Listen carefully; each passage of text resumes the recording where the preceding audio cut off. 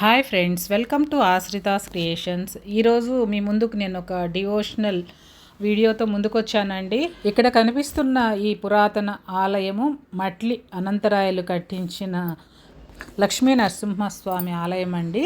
ఈ పురాతన ఆలయము పెనగలూరు మండలం ఈటిమార్పురం గ్రామంలో కొండపైన ఉంటుందండి. చాలా పవిత్రమైన పురాతన ఆలయము. ఇక్కడ స్వామిని దర్శించి మొక్కుకుంటే వివాహం కాని వాళ్ళకు వివాహము, అదేవిధంగా పిల్లలు పుట్టని వాళ్ళకి పిల్లలు కలుగుతారని భక్తుల నమ్మకం అండి. ఈ ఆలయంలో ఈ నెల 22 అంటే బుధవారం ఉదయం 8 గంటలకు పంచామృతాలతో అభిషేకం జరుగుతుందండి. ఈ ఈ అభిషేకం కూడా తిరుమల తిరుపతి నుంచి వచ్చే వేద పండితులతో జరుగుతుంది. అదే రోజు సాయంత్రము కళ్యాణము అంగరంగ వైభవంగా జరుగుతుందండి. ఈ పంచామృత అభిషేకము చూడడానికి మనకు 2 కళ్ళు చాలవు. అభిషేకం జరుగుతున్నంతసేపు స్వామివారు మనల్ని చిరునవ్వుతో చూస్తున్నట్లుగా మనకు అనిపిస్తుందండి. అనిపించడమే కాదు, చాలామంది భక్తులు ఇదే విధమైన అనుభూతికి లోనవుతూ ఉంటారు. అదే రోజు సాయంత్రము స్వామివారి కళ్యాణము అంగరంగ వైభవంగా జరుగుతుందండి.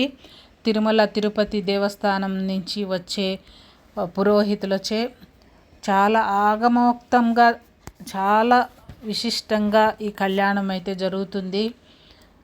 కళ్యాణం అనంతరము భక్తులందరికీ ముత్యాల తలంబ్రాలు, పసుపు కుంకాలు కూడా అందజేస్తారు. విష్ణు స్వరూపుడైన మన నరసింహస్వామి కళ్యాణం అంగరంగ వైభవంగా జరుగుతుంది. స్వామివారే వైకుంఠం నుంచి దిగివచ్చి కొండ మీద వేంచేశారా అన్నట్లు ఉంటుందండి. చూస్తే మన 2 కళ్ళు చాలవు, అంత వైభవోపేతంగా కళ్యాణం జరుపబడుతుంది.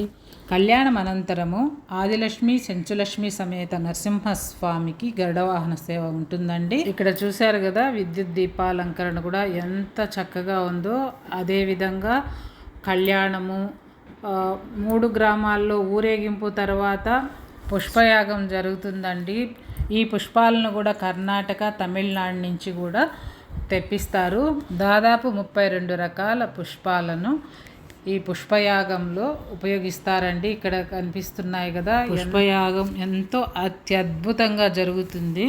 పుష్పయాగం కన్నుల పండుగగా జరుగుతుందండి. ఇక్కడ గమనిస్తున్నారు కదా, చాలా బాగా ఇక్కడ పుష్పయాగం కూడా స్వామికి చేస్తారు.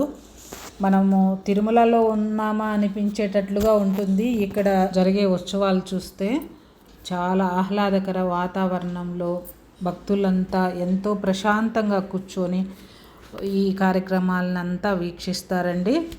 అతి పురాతనమైన ఈ ఆలయము మట్లి అనంతరాయలు వారు కట్టించినట్లుగా పురాణోక్తి.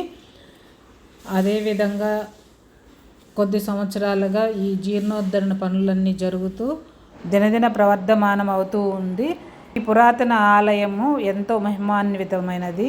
ఈ ఆలయాన్ని దర్శించి స్వామివారి ఆశీస్సులు అందుకోవాలని కోరుకుంటున్నానండి. ఇదేనండి ఈరోజు video. Thank you for watching.